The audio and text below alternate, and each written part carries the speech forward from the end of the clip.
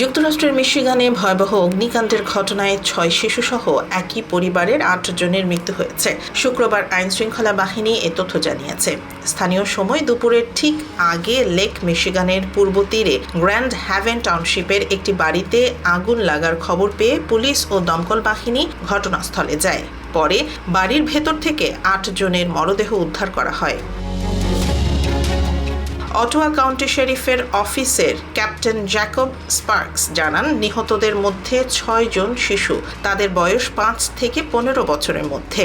তবে এখনও সব নিহতের পরিচয় আনুষ্ঠানিকভাবে নিশ্চিত করা সম্ভব হয়নি। একই সঙ্গে তাদের মৃত্যুর সুনির্দিষ্ট কারণও জানা যায়নি। কর্তৃপক্ষ জানিয়েছে, নিহতদের কয়েকজনের শরীরে গুলির আঘাতের চিহ্ন পাওয়া গেছে। তবে ঠিক কতজন গুলিবিদ্ধ হয়েছেন সে বিষয়ে বিস্তারিত জানানো হয়নি। ঘটনাস্থলকে অত্যন্ত জটিল ও স্পর্শকাতর হিসেবে বর্ণনা করেছে পুলিশ। প্রাথমিক তদন্তে পুলিশ ধারণা করছে এটি একটি হত্যাকাণ্ডের পর আত্মহত্যার ঘটনা হতে পারে।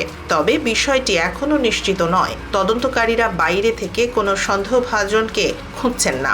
বাড়িতে বসবাসকারী সবাই মারা গেছেন বলেও ধারণা করছে কর্তৃপক্ষ।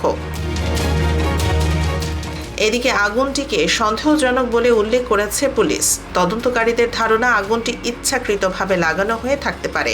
ঘটনাটির তদন্তে মিশিগানের স্টেট পুলিশের অগ্নিসংযোগ তদন্তকারীরাও যোগ দিয়েছেন। গ্র্যান্ড হ্যাভেন টাউনশিপে প্রায় 18,000 মানুষের বসবাস।